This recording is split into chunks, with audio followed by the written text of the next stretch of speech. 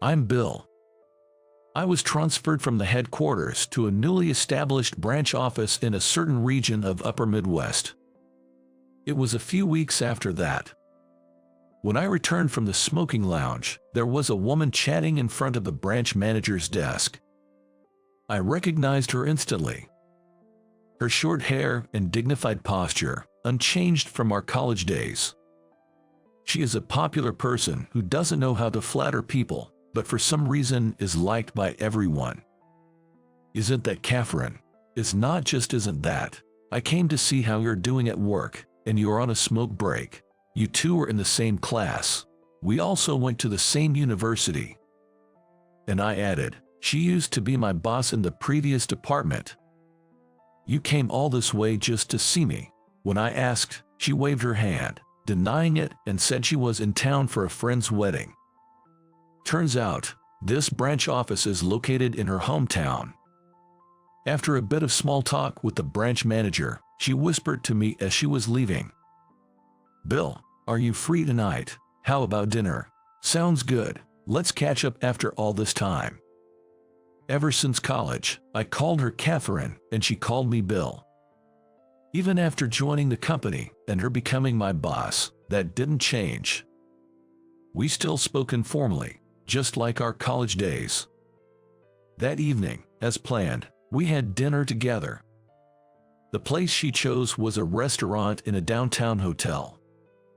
You're staying here, but Catherine, your family home is right nearby, isn't it? As we sat down, I asked her why she'd book a hotel when her family home was so close. I told you before, I'm not exactly on great terms with my family. Come to think of it, in college she used to go home for summer and winter breaks, but after she started working, she rarely visited. I remembered. I had always let it slide, but this time I asked her straight up. What happened? You had a fallout with them? She sighed, shaking her head. It's not exactly a fallout, it's just, I don't know how to explain it. Her parents, especially her dad, were always concerned about appearances, always talking about what the neighbors are doing, what's normal in society. When I was about to start elementary school, I wanted a blue backpack instead of a red one, but they said blue isn't ladylike. From that point on, she began to resent her parents' old-fashioned and rigid values. It came to a head when she got a job in New York after college. Her parents had always assumed she'd return home after graduating. They expected her to settle down and start a family. Not necessarily with a local guy, but they believed it was her duty as the eldest daughter to live within their reach. Anyway, it was so exhausting that I decided to cut ties. Instead of her somewhat traditional younger brother stayed with the parents because he was the eldest son. I could understand her feelings, but I wondered if that was the right decision. Speaking from my own experience, I get it, Catherine. Remember when I was deep into my band days? I had a big fight with my parents too. I kept my distance.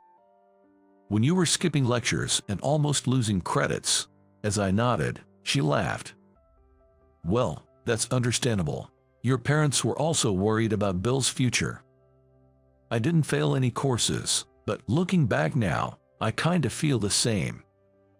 Whether old-fashioned or whatever, parents have their values. Back then, I distanced myself from my parents because our values clashed. But after they passed away, I began to think that maybe I should have tolerated their strong opinions a bit more, acknowledged where I agreed, and at least shown up to see them once in a while. The point is, no matter what our parents say, we just have to be ourselves, right? Upon hearing my words, she gently brushed her long curled lashes upward with her index finger. A habit of hers when she's deep in thought. We spent the next 3 hours chatting about work and reminiscing before parting ways. The next evening, as I was preparing to leave the office, I wondered if the wedding she attended had wrapped up. Just then, my phone in my inner pocket rang. It was her. Bill, it's Catherine. Can you come with me to my family home? After the wedding, she returned to her hotel and got a call from her younger brother. He said their father had had an accident. Knowing she was back in town, he wanted her to visit. I'm not sure how to face them. It's tough to go alone. What else can I do? All right, I got you. I'll come with you. As I headed towards her hotel, I couldn't help but think the timing was a bit too convenient. When we reached her family home, her younger brother greeted us with a big grin. The story about their father's injury was a complete fabrication. Well, I knew you wouldn't come home otherwise, right? Upon hearing that, Catherine gave me an exasperated look. I introduced myself briefly and said she felt awkward coming alone, so she asked me to come. I gave a knowing nod, and her brother ushered us inside. I nudged Catherine, who seemed hesitant, to go in first, and I followed. We were led to a spacious living room. Sitting around the large coffee table, Catherine and I took seats opposite her father, her younger brother to the right and her mother to the left. Catherine was silent, so I took the initiative. I've been recently transferred here, now that we have a new branch in town. I began, laying my business card on the table, facing her father. Her father took it, glanced at it briefly, then handed it to her mother. Her mother, staring intently at my business card, was muttering my name to herself, over and over again. Wait, are you the Bill from college? Her mother nailed it, and I nodded, a bit surprised. When I looked at the girl next to me, she also had a surprised look on her face. Bill, you were into music, played in a band, didn't you? Yes, I did. Surprised, you know. It felt strange to be called by my first name, let alone with a friendly diminutive, by someone I just met. Knowing about the band made it even more puzzling. Hey, calling him Bill like that is so rude, she rebuked her mother. Then her mother bowed her head and apologized to me. I'm sorry, dear, it's just an old habit. An old habit. According to her mother, it was something like this. She was still returning to her family home for the holidays during college. She used to talk about me a lot to her mother. At that time, she would refer to me as Bill, just like she usually did, and her mother would respond, calling me Bill. When I asked if you two were dating, she said, "It's not like that, but what about now? It's still not like that." Yes, it's definitely not like that. Both of us protested in unison, but her mother just smiled silently, looking at us alternately. She doesn't believe it, I can see it on her face. She must be misunderstanding. That was when it happened. If that's the case, what kind of relationship is it? Suddenly her father spoke from across the table. We work at the same company, entered at the same time. Well, to be precise, we had a boss-subordinate relationship. Oh, the boss is her, your daughter. Catherine is your boss, your own. How can you say something so embarrassing without any shame? Feeling the conversation was going sideways, I couldn't remain silent. So I told them. There is nothing embarrassing about it. We joined the company at the same time, and she got promoted before me because she's excellent. I'm actually proud of her. You should feel shame if you're being surpassed by a woman. That's when she intervened. This is why it's so frustrating. This kind of old-fashioned thinking that men are superior and imposing that belief on others. I remembered what she had said about her parents the night before while we were dining and found myself nodding in agreement. Bill, you understand, right? Indeed, it's pretty outdated. As we were whispering to each other, her father, who was listening, raised his voice. Are you okay with being called Bill so casually by a woman? Her mother tried to stop him. Mind your own business, it's our concern, and you have no right to interfere. I stepped in to calm her down. Suddenly, I noticed her younger brother.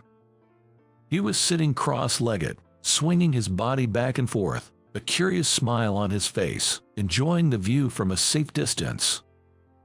In such a chaotic situation, we eventually left her family home. I feel like I made things more complicated by being there. I apologized, and she replied that if she had been alone, she wouldn't have spoken a word. She was actually glad she could speak her mind. Then, she gently brushed her eyelashes with her finger. She seemed to be thinking about something. "By the way, your dad is quite something," I said, and she replied. I was angry not just because of what Dad is like, but I feel there was more to it. I asked her what else had made her angry. "It's because he spoke ill of you." Looking at her, she gave a slight smile. I smiled back. "I think I was also upset about him implying something about having a female boss, about him criticizing you." We walked in silence, lost in our thoughts. We've known each other for over 10 years now. Doesn't it feel like we grew up together? Indeed. Thinking about the time since we met, a question crossed my mind. Why are we, she and I, in this kind of weird, close relationship? When we had just joined the company, there was a time when she and I were waiting alone in a meeting space for our mentor, who was in charge of training. She asked for a sip of the coffee I was drinking from a paper cup. So, I handed her the cup. She took a sip and handed it back to me. I put the cup to my mouth again. The mentor, a senior who came in late, saw this, asked if we were that kind of close. When I asked what he meant by that kind of close, he clarified, asking if we were in a romantic relationship. She and I laughed it off and denied it. However, for our mentor, it seemed quite unusual to see two people sharing a drink from the same cup, and a rumor started circulating in the office that for a while, she and I were considered a couple. She and I, thinking let those who want to believe it, found explaining every time too silly and just let it be. In fact, she and I never once dated as man and woman. But that doesn't mean we were just friends. If I must say, maybe more than friends but less than lovers. Remember, Catherine, how we were rumored to be a couple at the company?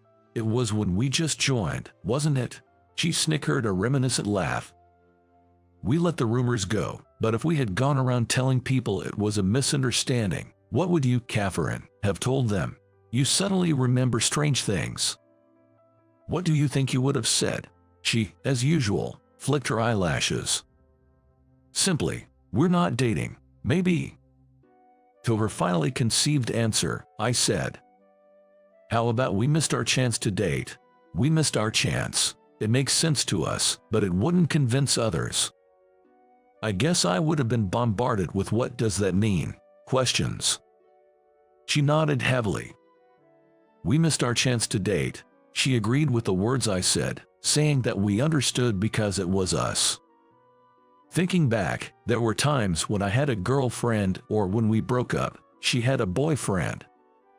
Maybe the timing was never right, and we missed our chance to date. So now, we're both single. Hey, Catherine, should we start dating? I was thinking the same thing. We looked at each other. It was the right choice to visit your family home. Oh, why's that? Because, thanks to that, we came to this conclusion. I see. Sometimes going home isn't bad, then. Thus, she and I started dating as man and woman, more than 10 years after we met. In the beginning, it was all just awkward. I was working at a branch office and she was at the head office. We weren't long distance, but we couldn't meet every day. But gradually, the thought of seeing each other anytime turned into a desire to be with each other all the time. And about 6 months after I last visited her family home, during New Year's, she came to my apartment. I'm going to my family home. Why don't you come along, Bill? I'm not too keen on it. I'll have to see them at some point. I made up my mind. I then confirmed whether she had informed her parents about my going. Yeah, I've asked my younger brother to do it. I felt a bit uneasy. I wondered if her younger brother had communicated properly. And wasn't he just standing back and enjoying the high ground with his cheeky inputs? That evening, I was taken to her home by her. At the entrance, her brother and the mom greeted us warmly. So it was indeed Bill. Catherine's mom seemed pleased, as if her intuition had been correct. This means her younger brother hadn't informed her parents who Catherine was bringing. Seeing his smirking face, I inadvertently sighed. The real issue is her dad. No matter what he says, keep cool, Bill. I braced myself and entered the battlefield with Catherine.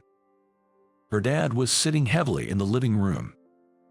As before, Catherine and I sat side by side, her dad opposite us, mom to the left, and her younger brother to the right of the coffee table. It's been a while. What's the word? It would have been enough to say I apologize, but the words didn't come out. So, I just bowed my head. Catherine's dad kept a stern silence. Please, make yourself comfortable, Bill.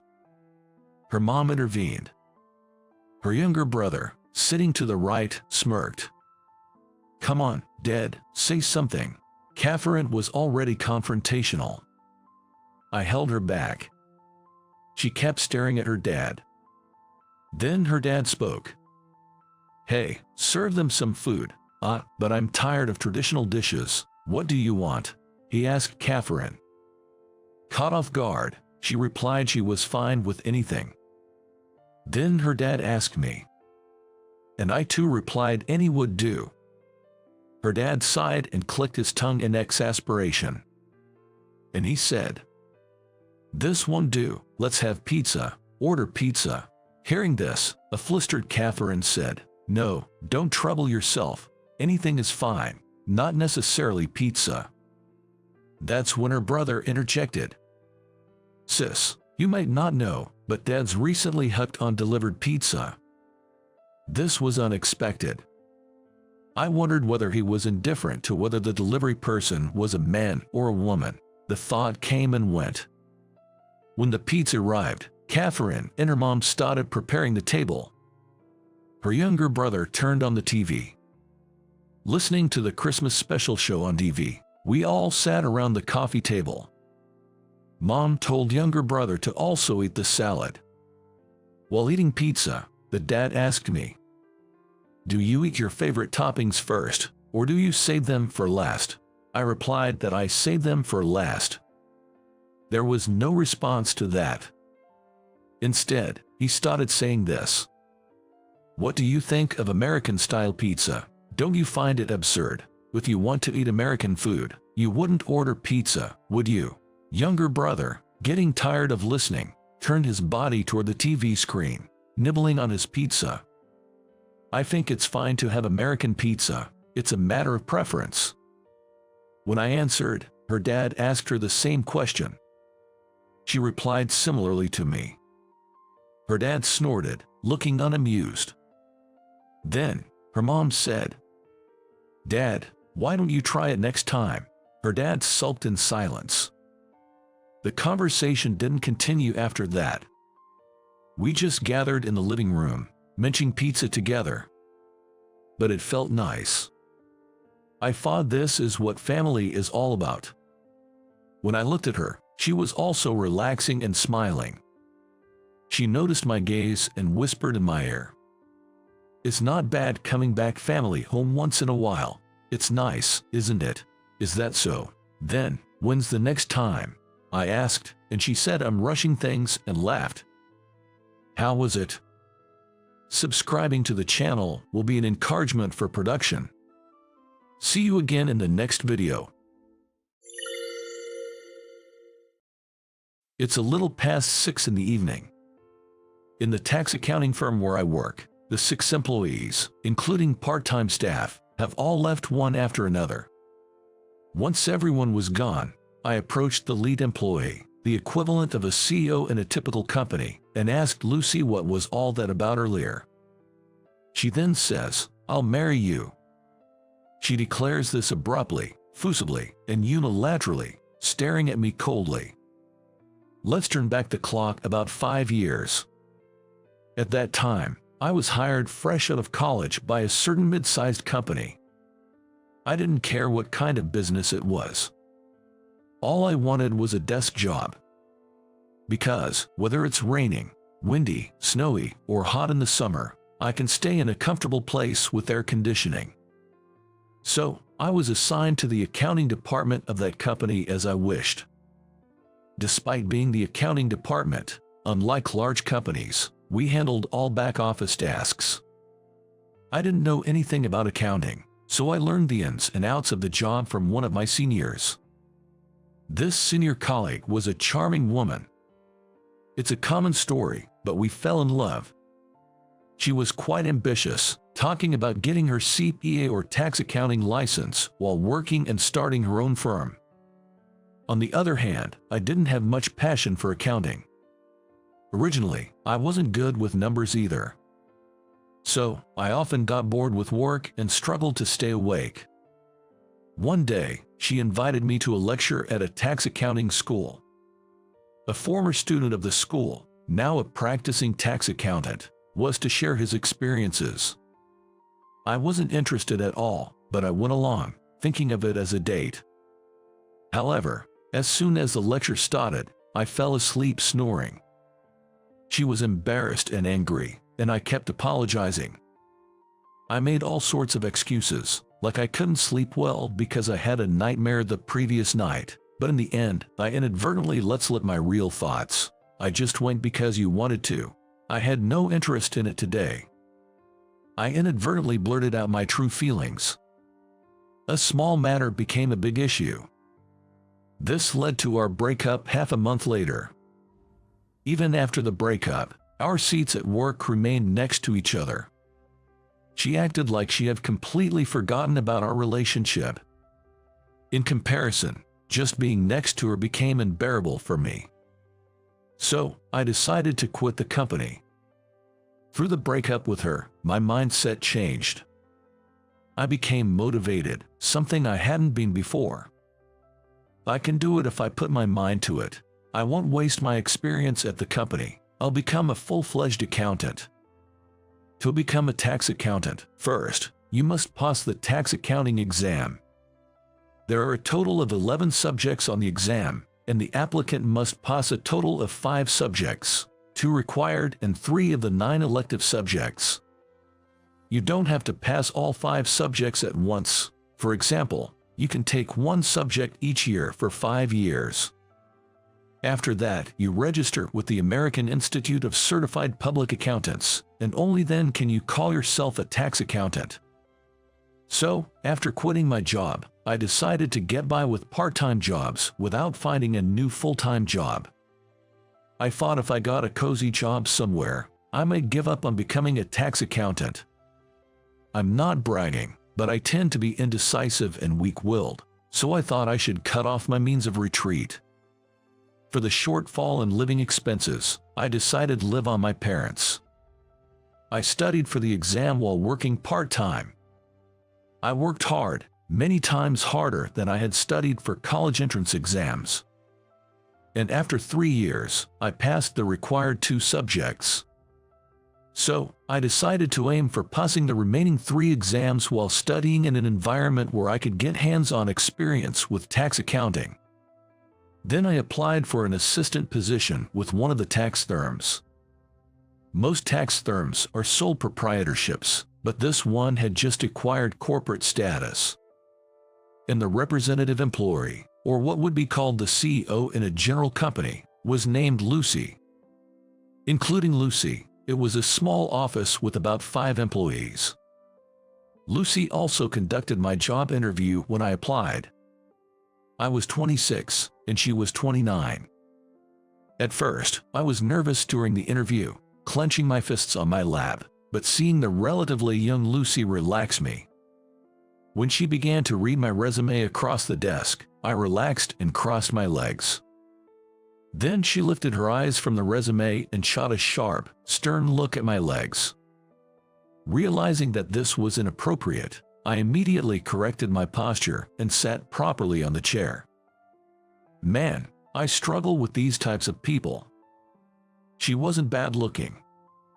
In fact, she would be considered beautiful. She had a model-like face. Her nose slightly upturned seemed snobbish, but not in a bad way.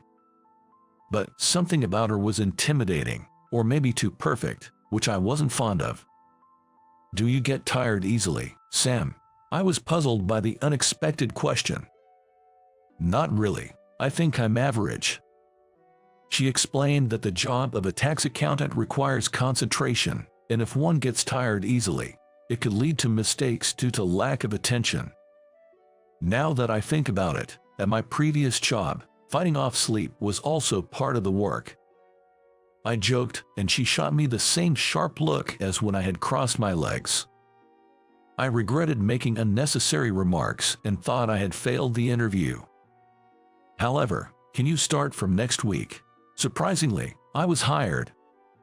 Thus, I gained practical experience as an assistant to her and another accountant at her firm. I continued my studies for the tax accountant exam alongside it. I planned to pass the remaining 3 subjects one by one without pushing myself, over 3 years. And I set a new goal. That was to get married. Looking around, everyone was dating with marriage in mind, getting married soon, or already married. I was the only one without a partner and felt rushed.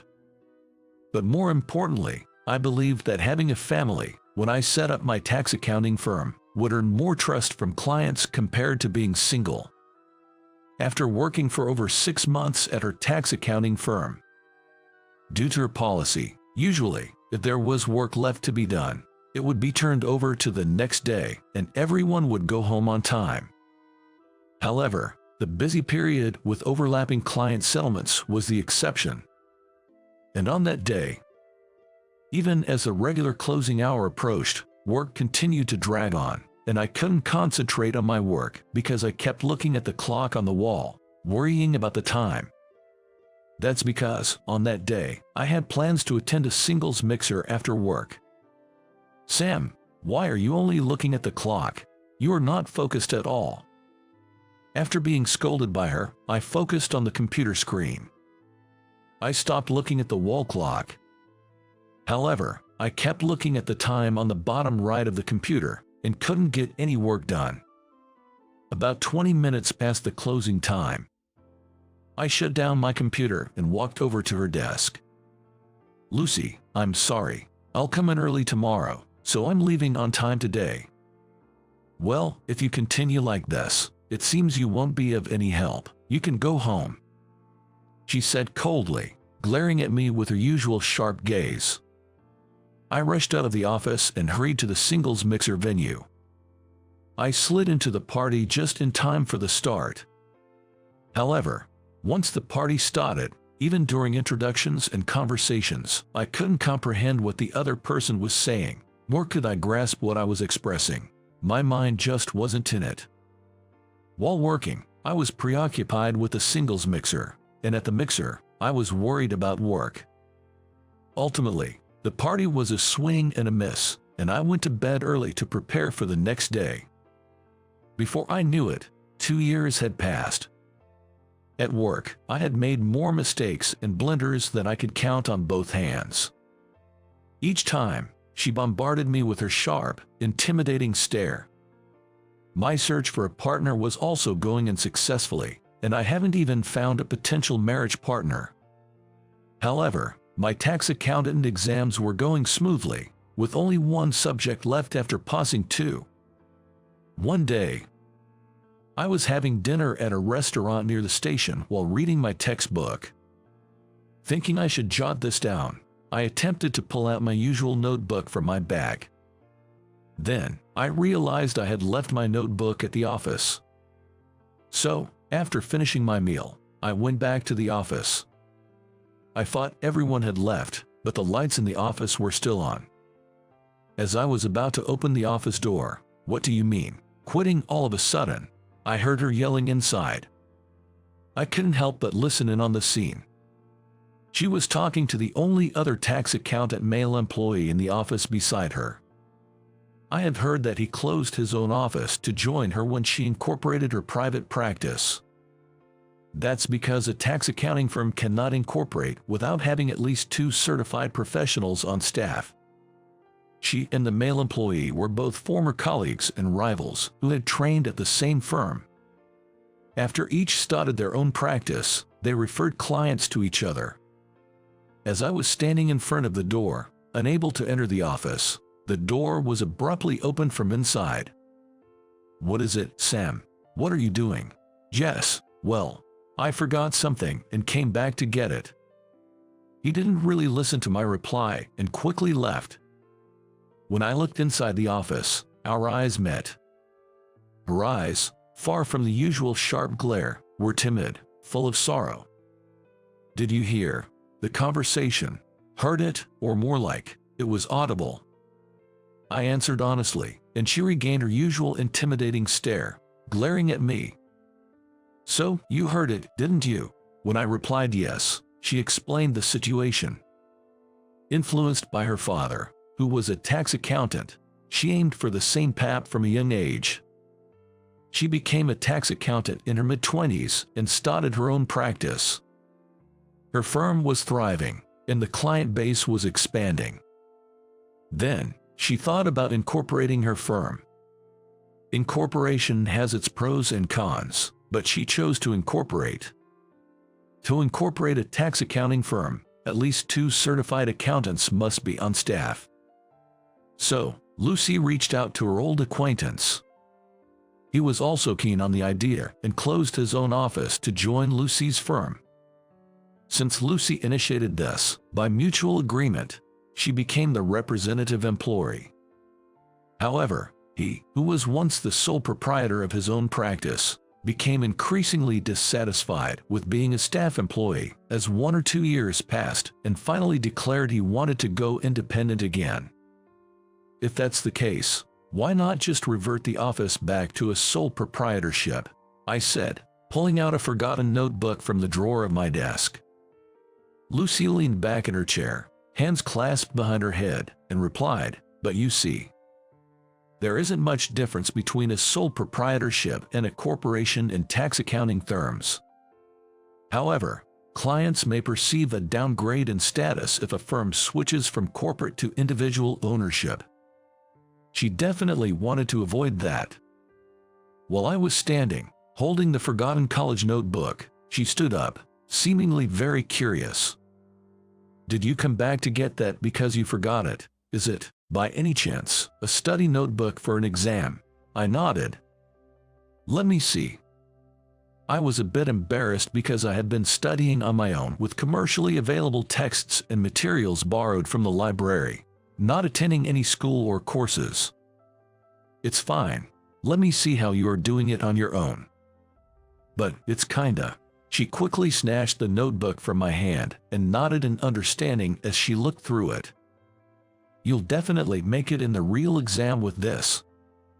I was somewhat shaken by her kind words, words she had never said before.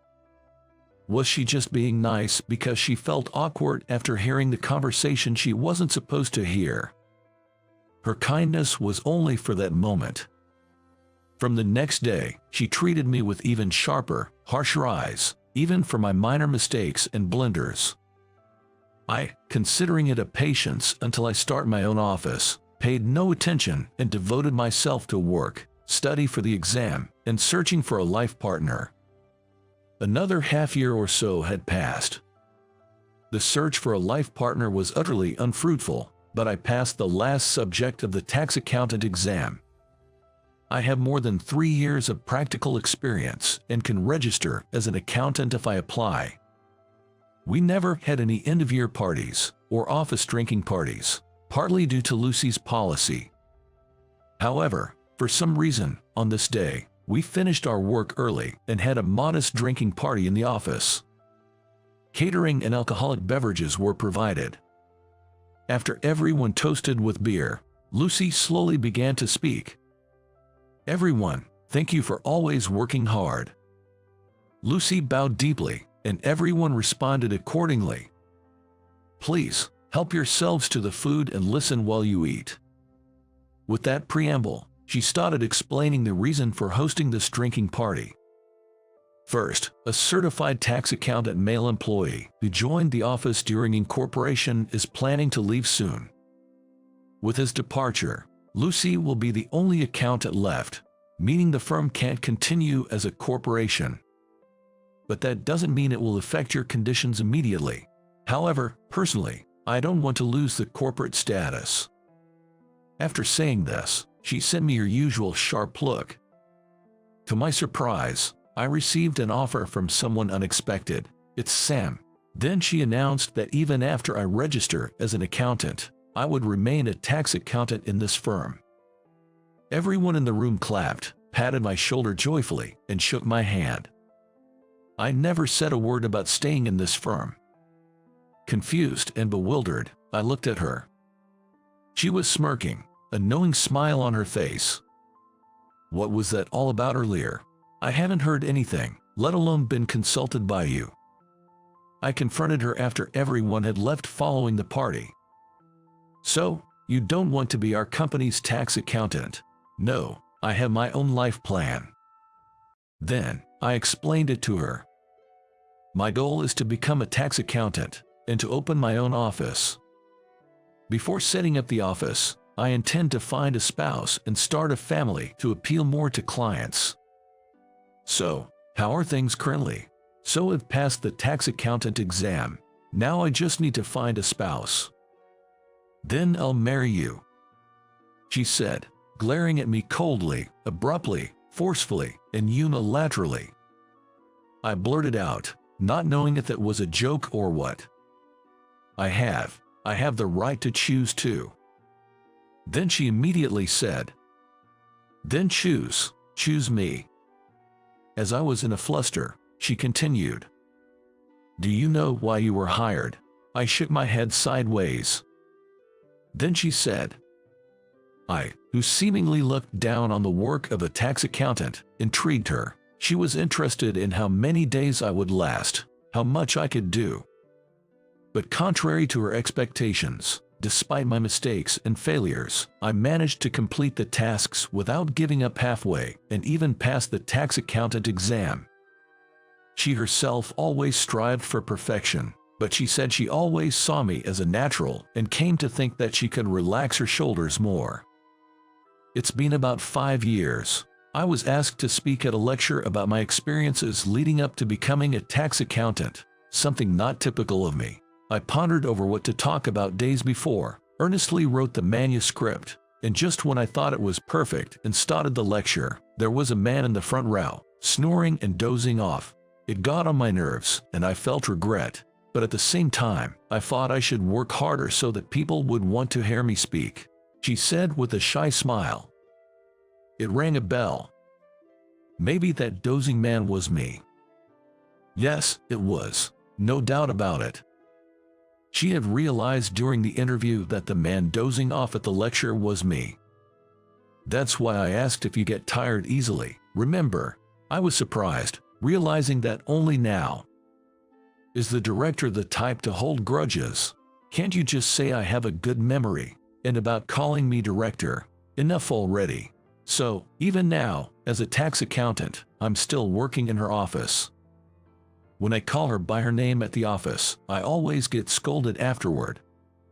And yet, she's the one who told me to stop calling her director. She says I can only call her by her first name at home.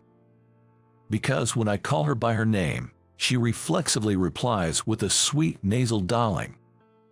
She says it affects her reputation as a representative employee if the subordinates see her embarrassing reaction. However, she doesn't realize I deliberately call her by her name during work when she is stressed with tasks or the atmosphere is too tense to change the mood. My name is Kyle. I turned 28 this year. I work as a display designer. Might be a job you don't hear about too often. From store window displays to coordinating event venues, I deal with quite a broad range of tasks. While many in this field work as freelancers, running their own businesses, I am currently employed by an event company. It's not that I lack the confidence to go freelance. It's just that I've found it hard to leave the company that I was introduced to by a senior during my student days, so here I am. Probably, I think I am more indecisive than most people. I struggle with making big decisions on my own. Recently, I've been getting more job requests from clients, specifically asking for me, but I just can't give up the stability. It frustrates me every day. One of my specialties is creating seasonal displays for store windows. This time, it was a project from a well-established department store. While many prefer to work right before closing, I prefer to work after the store is completely closed. I check again before the store opens the next day. This project is for a winter display. It's not for Christmas. It's a short-term project, so they often say, "We leave it to you." I love this "we leave it to you" thing. I enjoy looking at the client's face lightened up when they see the finished work. 90% of the job satisfaction I get comes from this moment. The remaining 10%, I guess, is for the money to live by. I text the person in charge to report the completion of the job and exit through the employee entrance. I love the air at the end of fall, the beginning of winter. I decided to take a little detour on my favorite road on the way home. It's just before 10 p.m. The crowd was slowly starting to mix with those who are a bit drunk. What I like is the cobblestone sidewalk. Lots of store windows on both sides. Each store has different approaches to displays. Some stores do it themselves, while others hire professionals like me. Even for displays of the same season, the taste varies depending on the store and the designer. I enjoyed walking and observing this diversity. Walking slowly and gazing at the window displays. Many places are dimly lit, but there were also stores illuminated with bright light-ups. After observing for a while, you start to recognize who might have designed certain displays. It's quite intriguing. I stopped in front of a window display, possibly the work of a senior colleague. It was a gorgeous display, a typical style of his. At that moment, I could hear the sound of high heels clacking. The sound was so decisive and confident that it took my attention. I always thought that the strength of one's will stood out in such ways. The moment those footsteps were about to pass me by, the shadow of a person faltered. I reflexively extended my arm. I managed to prevent her from falling. "Sorry, thank you," a female voice said within my arms. Her hair was loosely tied back, wearing under-rim glasses. Bright red lipstick symbolizing her strong posture. She looked like a competent woman. "My heel got caught," she said, tilting her head back to check her heels. Indeed, a slender heel had broken off. It's a common accident on these cobblestone streets. "I'm glad you weren't hurt," I said, offering her my shoulder. She was tall, maybe because of the high heels, but our eyes met and I was slightly surprised. I recall my ex-girlfriend was also tall. She was always self-conscious about it and wore flat shoes. "I still have a business dinner to attend. This is troubling." She seemed more annoyed than worried, looking at the broken heel. While her slim fingers were still holding onto my shoulder, I could feel my heart racing, but she seemed completely oblivious to it. Looking at the snapped heel, a thought crossed my mind. "What's your shoe size?" At my sudden question, she answered 6 inches, looking puzzled. "Perfect." I took out a pair of high heels from the bag I was holding. It was a pair of black high heels with a slim 3-inch heel. "You can have these if you'd like." She looked at me and then at the high heels alternately. And then she smiled softly. Her smile somehow blooms like a flower, and it's quite breathtaking. "Thank you, this really helps." She casually discards her broken heels and changes into the shoes I offered her. She clicks her heels on the spot, checking the comfort. "They fit perfectly. Thank you.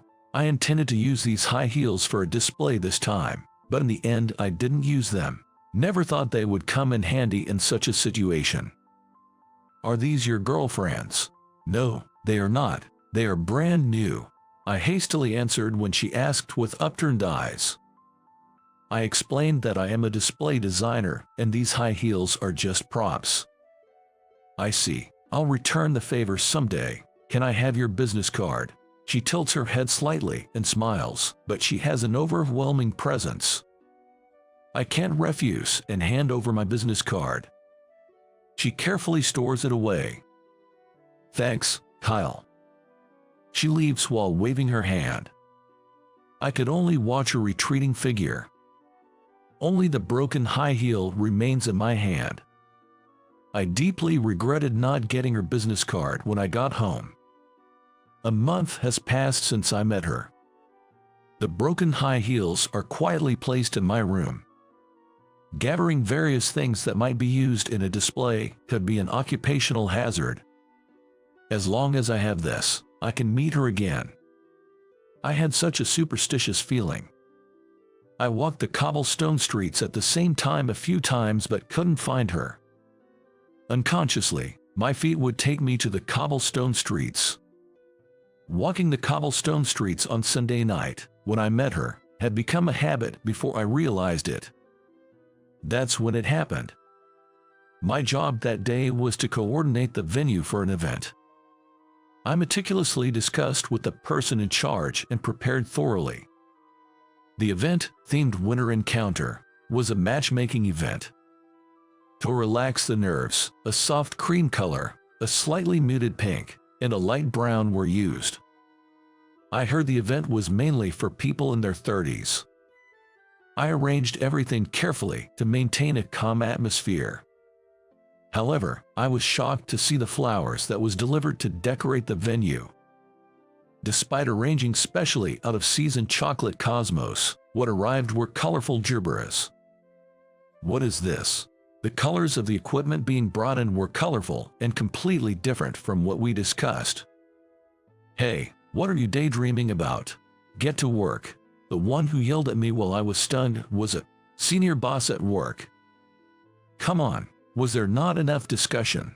I did notify you that there were major changes, didn't I? My boss deliberately speaks loudly, making it appear to the event organizer that I made a mistake. Lately, this boss seems to search for reasons to interfere with my work. He makes decisions about changes without informing me, the person in charge, and proceeds to handle them independently. Normally, I would notice such changes before the day of the event and be able to plan accordingly. This time, it took me off guard. I fell right into the boss's trap.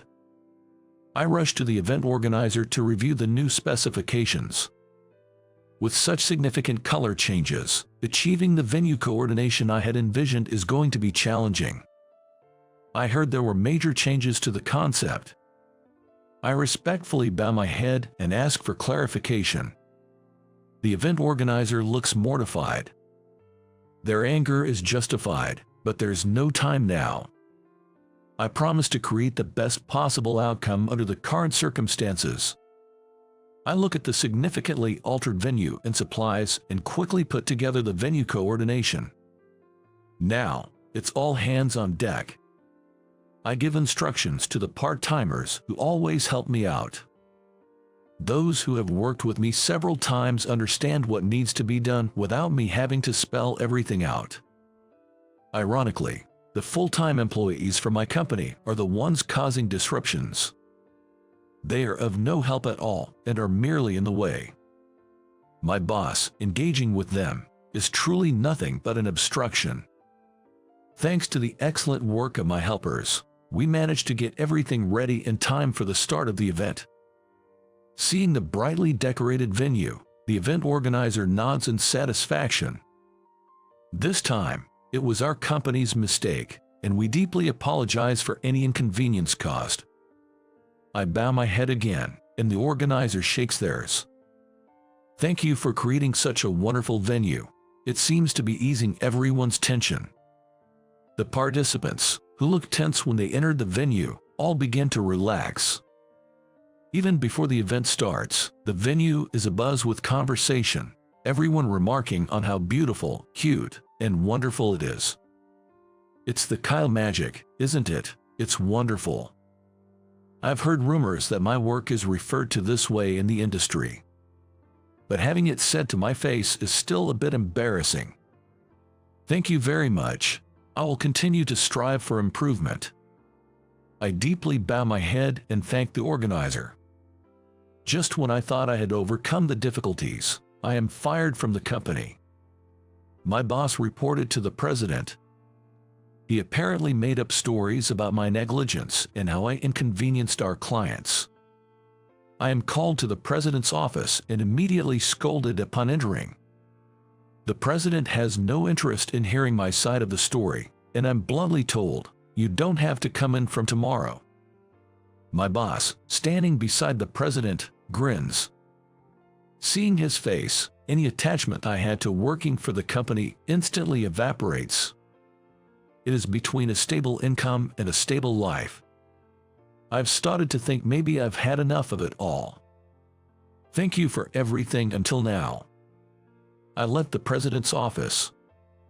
The part-timers who were there to pick up their pay were looking at me with concern. I told them I'd been fired and bowed my head, asking for their help when I eventually go independent. Everyone present handed me their contacts one after another.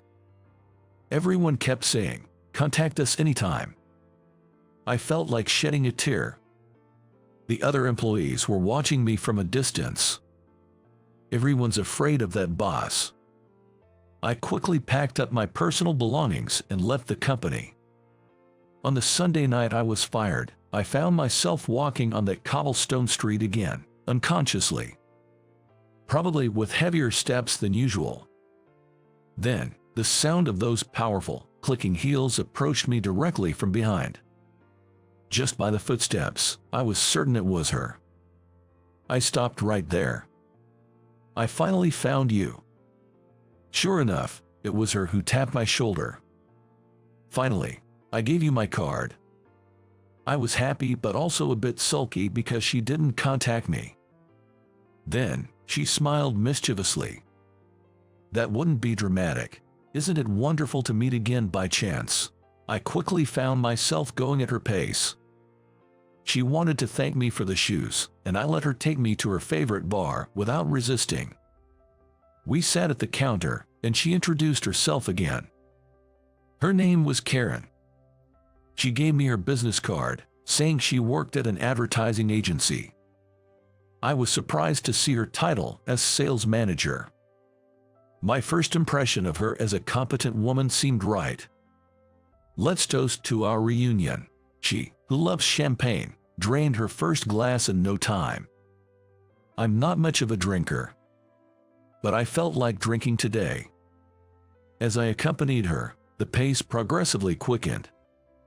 No matter how much she drank, her complexion didn't change, whereas I was hammered. I ended up telling Karen, whom I had only met twice, that I got fired today. As I recounted the day's events, the frustration swelled up. She was listening to my story intently. The latter half was mostly grumbling, I think, but she didn't make a single unpleasant face. I opened up, fueled by the liquor, about how I had actually wanted to be independent all along. "I see, it must have been tough." I almost tear up as I hear those kind words. "Your life might change in ways you can't imagine from now on." With her words as the last thing I remember, my memory blacks out.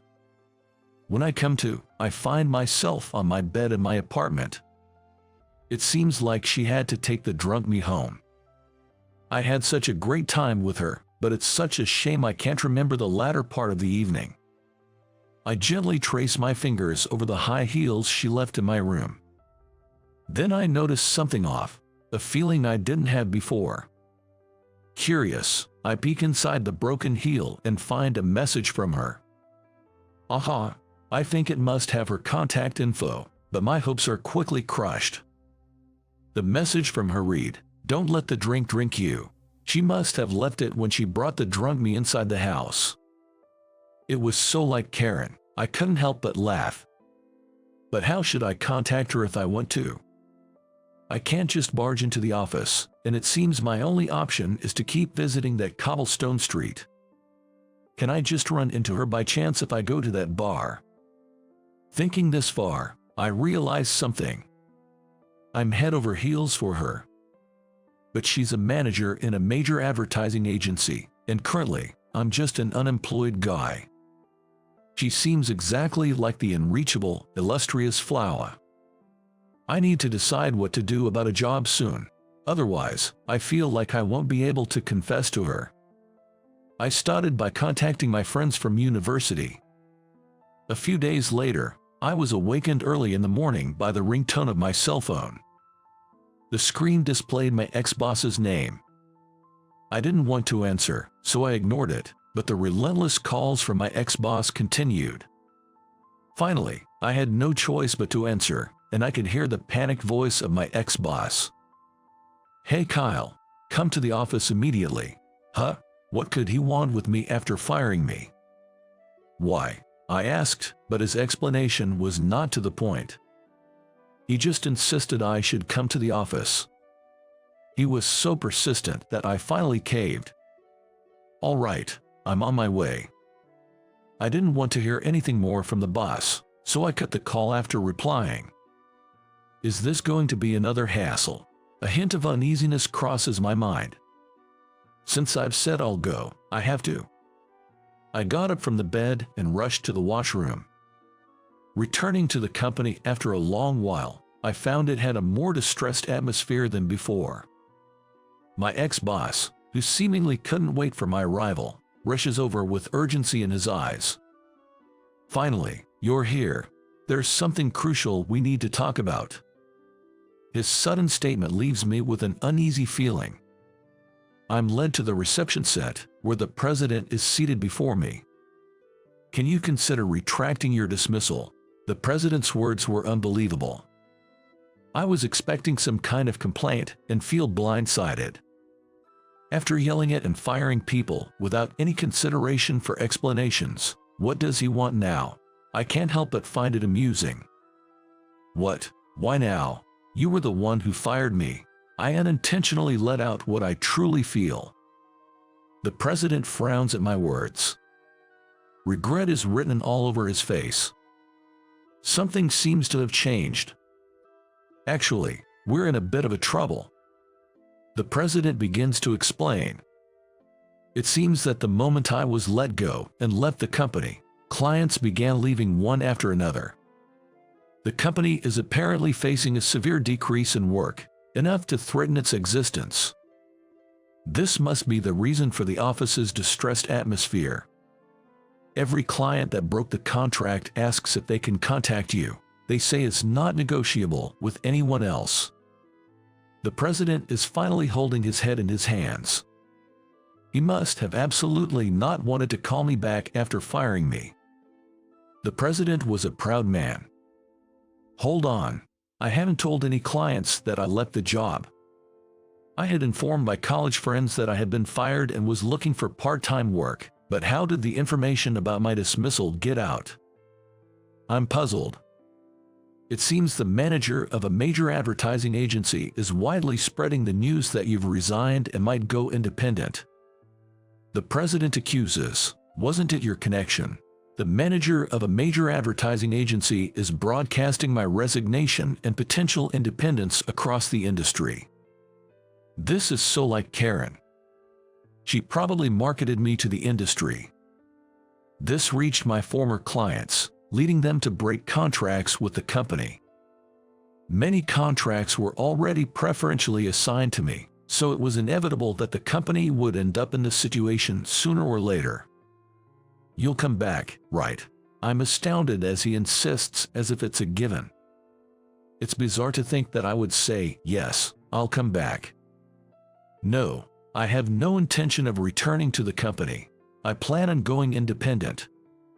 Declaring this clearly in front of them, I felt somewhat refreshed. The persuasion continues for about an hour afterward, but my resolve doesn't waver an inch. It seems even the part-timers are resigning one after another. It seems I'm going independent, that's the reason apparently. Rather than working at this company, they want to work with me. The boss distinctly told me he was told so. The persuasion went on endlessly, but somehow, I shook it off and left the company. I thought I would never come back. I strangely felt liberated. I realize now that I was the one who had shackled myself. Taking the first step was such a simple thing. On the way to the station, my phone rang, signaling an incoming call. An unknown number was displayed on the screen. With trepidation, I answered, and it was Karen. "Did I manage to return the favor a bit?" she said in a voice filled with conviction, almost making me laugh. "You're well informed, just like a proficient general." It wasn't a coincidence that my phone rang the moment I left the company. I'm sure of that. "I have my little birds everywhere," Karen said, laughing. She would do such a thing. Probably, there are people in the company I was working for who are in contact with her. "I thought you wrote my number, but you only left a message. Isn't that too horrible?" Remembering the message, I try a bit of sarcasm. Then she said, "Look at your phone." Wondering what it was about, I looked at the back of my phone, and there was a hastily written cell number. "I did tell you, to you who were totally drunk." Karen said she wrote it with a permanent marker so it wouldn't erase. Since I didn't have a phone case, it was written directly on it. Will this erase? Is there a need to erase it? I make a wry smile at Karen's ever-bold words. I feel like I can't win against her. "By the way, about the job." Suddenly her voice turned businesslike and serious. Karen. "She offered me a great opportunity. I was offered an exclusive contract with the major advertising agency Karen works for. For me, who hadn't decided anything yet, it was an unbelievably big job. I would like to finalize the contract. Can you make the trip?" Karen said, smiling. Several years have passed since then. My name is known throughout the industry, and I have a never-ending stream of work. I couldn't handle the work by myself anymore, so I quickly started my own business and set up an office. Some of the part-timers I worked with before are now working as employees in my company. Now that I have someone to delegate the administrative tasks to, I can focus more on my design work. It's a different life from when I was employed. It's busy, but fulfilling. Karen and I have been work partners ever since. I think we have a good relationship in our private life too. When I started my company, I confessed my feelings to her and asked her to be my girlfriend. Karen easily agreed and shared a secret with me. Turns out, she knew about me all along. She really liked the displays I created. "When I saw you for the first time, I was shocked because you were totally my type." She recognized me immediately when we met on the cobblestone street. I wish she had told me then, but when I say that, she just clicks her tongue and waves a finger. That wouldn't have been dramatic, would it? So, it turns out I was being led by her all along. Today's job is a boutique's display window, themed for Valentine's. I watch over the finished display window and contact Karen to check it. She quickly agrees to come over and hands up the phone. The sound of heels clacking echoes on the cobblestone street. "This display window really stands out at night," she says while looking over the display window I created. Then, she turned to me, as if realizing something. "Do you remember, in the center of the display window, there is a broken high heel. The concept is meeting a loved one," I say with a smile. Karen smiles mischievously in response. "You've become so cocky. It's like you never were the guy who would get drunk and sob uncontrollably." Teasingly, she looks again at the window. Her face shows a happy expression. Then I softly pull out my secret weapon and kneel at her feet. "I know the rule is a 3-month salary for a ring, but for you, it's this." I say as I gently remove one of her high heels and slip on an unbelievably high and surprising Louboutin heel. She squints happily. As I'm humbly helping her change the other heel, she says, "Hey, don't I look like Cinderella right now?" Her childlike words almost make me laugh. Unaware of my amusement, Karen innocently admires her high heels. I see, so we're having a happy ending then. Looking up to her, I hear a tongue click from above. Her tongue clicking is her way of hiding her embarrassment. "You really have become cocky," she says as she hugs my head. "I think I'm the real Cinderella here." She gave me the first step into a new world. That broken heel from back then. I think it's a lifelong treasure for us. I'm Tony, 29 years old, a single man. Currently, I work as a paralegal at a law firm opened by a senior from my college days. He helped me when I was struggling to find employment. The struggle wasn't anyone's fault. I had my own doubts about entering society. I wasn't prepared or in the right mindset. I was aware of this. My current employer and I were in the same club in college. I think I could say I'll go lightly because he invited me to the office lightly. The sound I hate the most, the buzzing, begins. It's the sound of my alarm clock. It's not a cell phone alarm because I can't wake up with that. I grope to stop the alarm bell. My eyes are still closed. A loud thud sounds from the ceiling.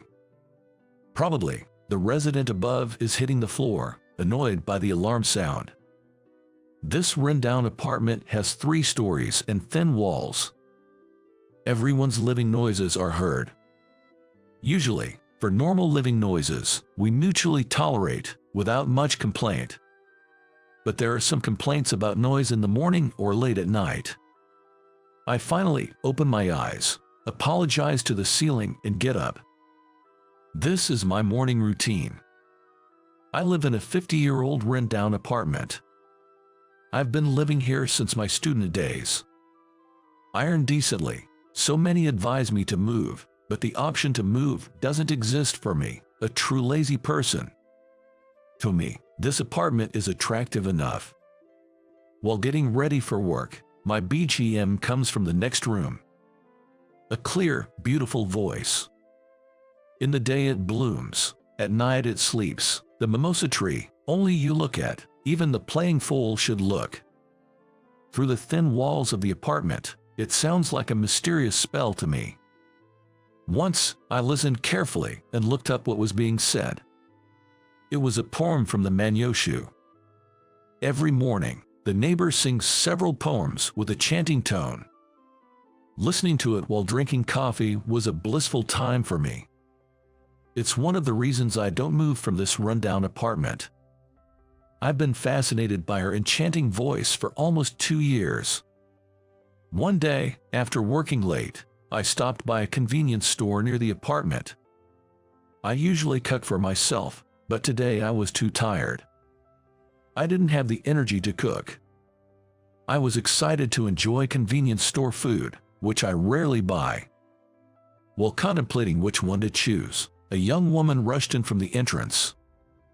Her shoulder-length straight hair is disheveled due to her hurried running. "Huh, is that you, Alice?" As I call out to her, she turns around in surprise. Sure enough, the person who hurriedly ran in was my neighbor from the rundown apartment, Alice. It seems she has run from the station because she is breathing heavily. Alice briefly glances outside the convenience store window and suddenly wraps her arm around mine. "I'm sorry, did I make you wait?" She looks up at me with upturned eyes as she says this. I'm in a mini panic, wondering what is happening to me. Because the woman I admire has her arm wrapped around mine. It's unavoidable to be in a state of confusion. "I'm sorry, can you pretend to be my boyfriend?" She pleads in a soft voice to the flustered me. It seems like there is some reason. At that moment, the sound of the convenience store's automatic door opening can be heard. She seems to be startled by the sound, her shoulders shaking. I inadvertently glance at the entrance. A young man, looking like a college student, is glaring this way.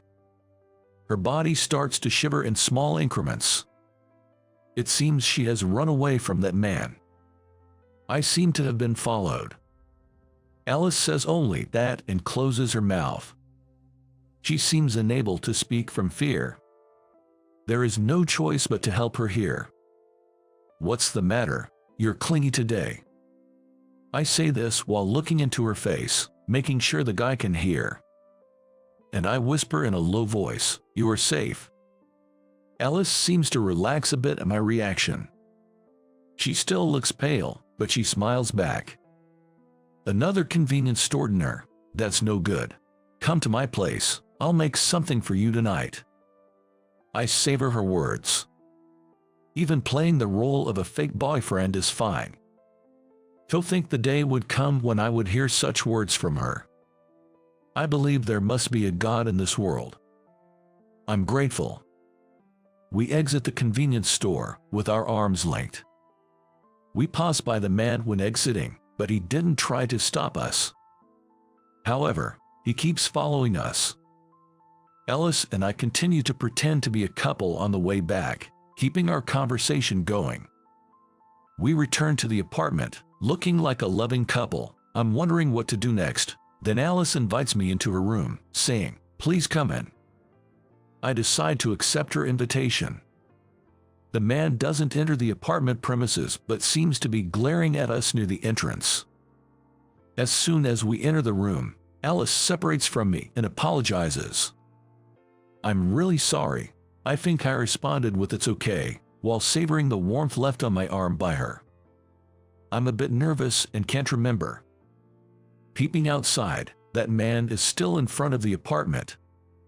It seems I can't go back to my room immediately. It seems better to wait a bit. Is it okay if I stay here? I had no intention of overstaying, but under these circumstances, it can't be helped. Of course, I'm really sorry to take up your precious time. Alice, saying it's the least she can do to apologize, serves me homemade food. Surrounded by bugs, her room feels mysteriously comfortable. Excited, I eye dishes like the terrine she prepared last night, thinking about having wine, quiche, and sautéed chicken, dishes that would be served in a restaurant. I love to eat. In no time, my stomach is also won over by Alice. According to what I heard while dining, that guy was a graduate student at the private university where Alice works. Alice is a librarian at the private university. Recently, she was confessed to by that guy, and when she politely declined, she found herself in the current situation. "Did I decline badly?" Alice says in a small voice while sipping her wine. "No matter how you reject, some guys are just clingy. You did nothing wrong, Alice." Alice opened her eyes wide, seeming surprised at my somewhat bold statement. Then she smiled softly and thanked me. I was so happy, so very happy. I almost felt thankful to the clingy guy. After all, I'm dining on homemade food and wine in the room of the woman I've always admired. Thank you for such a dreamlike time. I think I was a bit high-spirited. Maybe the alcohol was contributing. The guy left from in front of the apartment, and I returned to my room across the date line. We've exchanged contact information and told each other to get in touch immediately if something happens. Most importantly, in this shabby apartment, you can hear everything. I'll notice immediately if something happens to her. I felt thankful even to the shabby apartment. I feel like I can sing well today. Maybe it's the alcohol, but my throat feels good. While filling the bathtub, I hummed and muttered so. The morning after a joyous time. Hell had broken loose in front of my room. Food waste was scattered everywhere, and on top of it was a piece of note. It seems to be the handiwork of the man from last night. The note, in messy handwriting, read, "Keep your hands off Alice." The pressure of the writing was immense, allowing me to sense the man's frustration and anger from his strokes. I thought maybe I provoked him a bit too much. I opened the door with a click, and Alice also showed her face. Seeing the scattered food waste, she looked genuinely sorry. She apologized "I'm really sorry" many times, making me feel a bit awkward. Moreover, she didn't do this. "Please don't worry about it, you didn't do this, Alice." I tried to cheer her up with a smile and said so.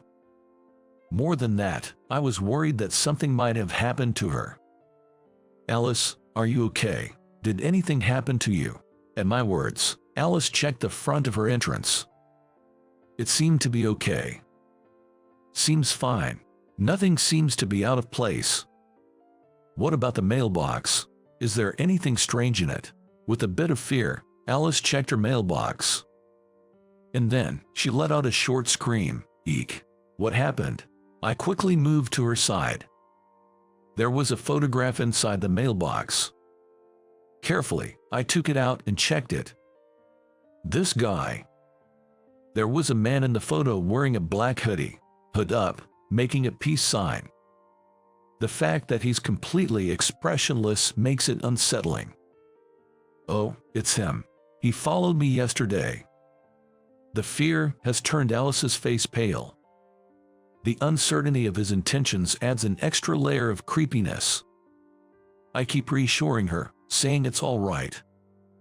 Once she's somewhat calmed down, I hand her my business card. She receives it with both hands politely. The business card reads "Law Firm." "You work at a law firm?" I become a bit bashful to her surprised voice and clarify, "I'm a paralegal, so not a lawyer."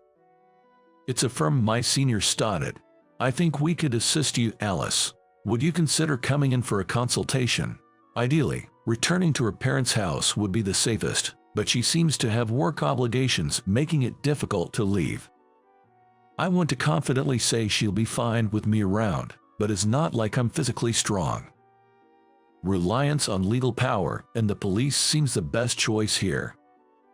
Also, I really didn't want to suggest this, but since you live alone, it might be good to consider moving to a more secure place given the circumstances.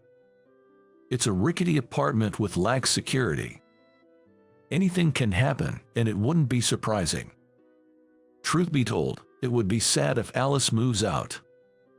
I want to hear her beautiful voice reading aloud every morning. But now, Alice's safety is the priority. Alice became silent at my words.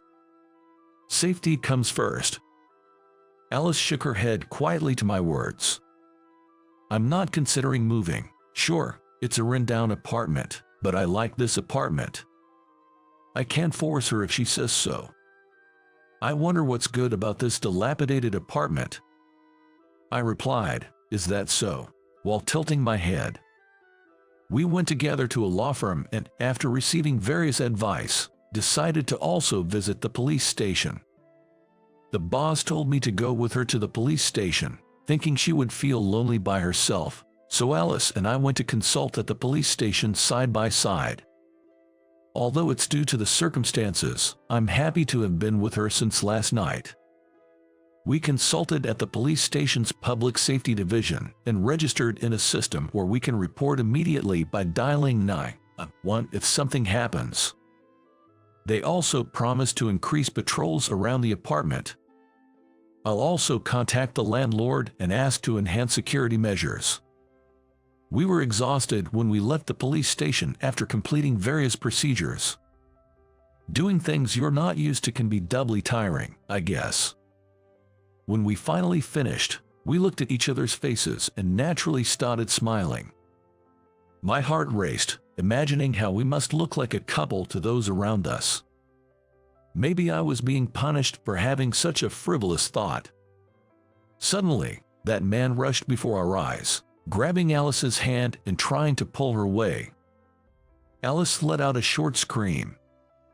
Hey, what do you think you're doing? Let go. I instinctively grabbed the man's arm, and it was surprisingly muscular. His hood is pulled tight, but I can see his eyes gleaming underneath. "Stop bothering Alice." Eventually, the man and I ended up in a scuffle. Maybe it's his youth. The man is strong, swinging wildly at me. Caught by the collar, and just when I thought I was in trouble, the man was sent flying backwards. I'm baffled, not knowing what just happened. Of course, I didn't do anything. I was just willing to take a hit for her. "Tony, get behind me." Alice said so in a low voice.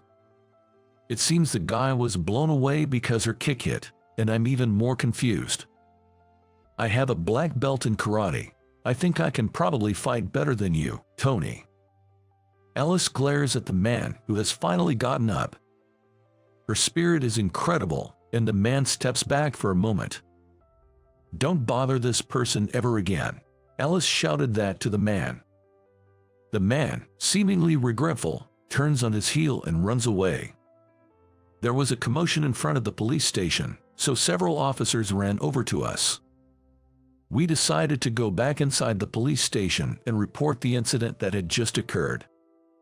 The man involved has already been identified. From now on, if anything else happens, both the police and lawyers are on Alice's side. Alice seemed calmer today than she did yesterday. Proof of this was that I could hear Alice reading aloud today. "When I think of you, my feelings don't change, though they may not show on the outside."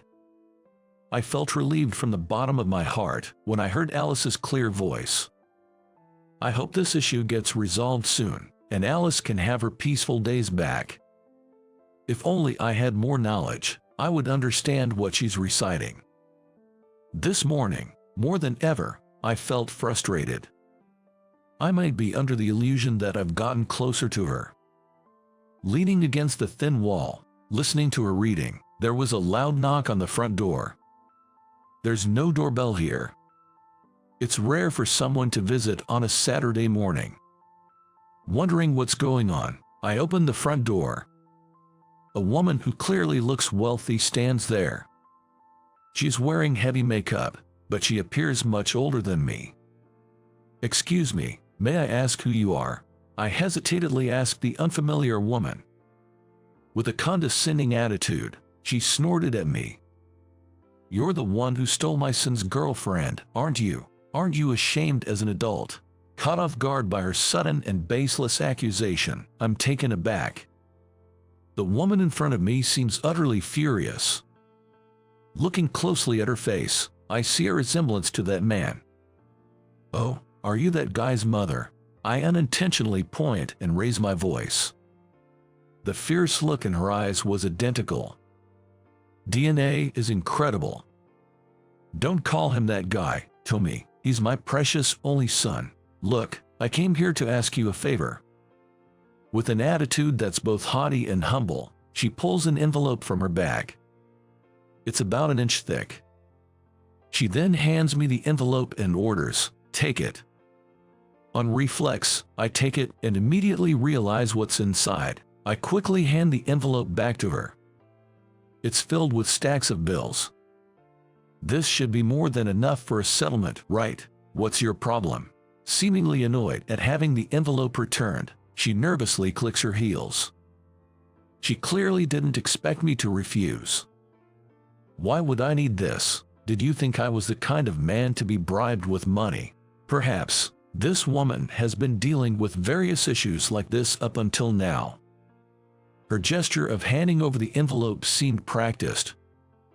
I felt somewhat sad, thinking that she probably had been covering up her son's indiscretions and indulging his whims with money all this time. "If you refuse, I'll report to the police that you resorted to violence against me." Saying so, the woman deliberately bumped her knee against the front door.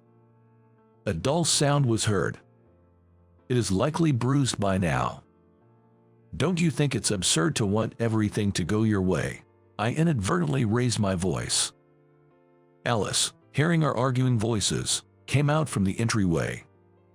Seeing me glaring at the woman, she quickly seemed to grasp what was happening and came out, putting on her shoes. Are you David's mother?" The man clinging to Alice seems to be called David. David's mother looked a bit surprised at Alice's appearance but quickly regained her composure. Facing Alice again, the woman clearly said, "Please date my son." She kept on talking, saying she would pay any amount of money and would even make donations to the university. I didn't even get a chance to interject. However, when the woman started mentioning me, Alice cut her off. "I understand what you want to say, ma'am. I will not date David. I am willing to overlook it because you're not suitable for our family. What's with that attitude?" The woman was getting more and more heated. "Do you think everything can be resolved with money? Seeing that from his parents, maybe David is under the impression that everything should go his way." At this straight and true statement, the mother had to swallow her words. She couldn't find anything to say in return. "Rather than bringing money to me, please face David and talk to him. I don't think what David really wants is me." The woman seemed to come to her senses at Alice's words. "You should talk as a family," Alice told her firmly. In the end, David's mother just left as is. She offered no apology to me and no thanks to Alice. I really think she's quite rude. I'm so frustrated that I want to fill the bathtub and soak in the hot water. I guess I didn't really have a role to play. "Alice, you're strong, aren't you?" It's a sincere compliment, but Alice's face clouds over. Did I say something wrong? I start to worry. I'm assertive and can be hands-on. Maybe a bit too dangerous to be a girlfriend, Alice murmurs in a small voice. I didn't expect her to think of herself that way. I hurriedly, completely negate my opinion. There's no way that's true. If it's real, would you consider having me as your boyfriend, not just pretending? I promise I won't make you sad or bore you. I seize the opportunity to promote myself. For a moment, she looks dumbfounded, as if she doesn't understand what I just said. She quickly grasps the meaning and blushes up to her neck. "Oh, sorry, that was too sudden, wasn't it?" I'm sweating and scratching my head. "No, not at all. I've always wanted to talk to you. Hearing your narratives from the bathroom has been a daily joy for me." Now it's my turn to blush at Alice's words. I thought she might be listening, but I never imagined she was looking forward to it. I love singing the narratives my grandfather taught me while soaking in the hot tub. I narrate stories with a rhythm. I know almost all of my favorite performances by heart. Lately, it seems there's been a resurgence of performers in this traditional art. Oh, you could hear it. Yes, I always listened. It was my daily joy, and I was always curious about what would happen next. Alice seemed to worry that showing only her strong-willed side had made me dislike her. "So fervently do I yearn for you. Had I known this, I'd rather have admired you from afar." I remembered the poem Alice had recited this morning. Alice's eyes widened in surprise at hearing me recite the poem. "What does this poem mean? You recite it quite often, don't you?"